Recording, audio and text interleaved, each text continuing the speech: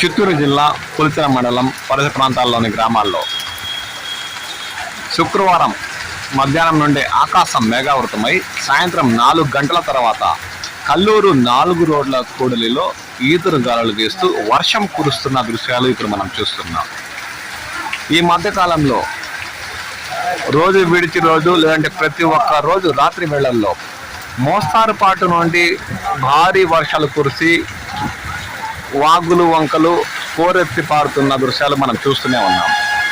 ఈరోజు ఉదయం నుండి విరగ కాసిన ఎండపై నీళ్లు చల్లుతూ సాయంత్రం 4 గంటల తర్వాత కల్లూరు 4 రోడ్ల కూడలిలో మోస్తారుపాటు వర్షం కురుస్తున్న దృశ్యాలు ఇప్పుడు మనం చూస్తున్నాం.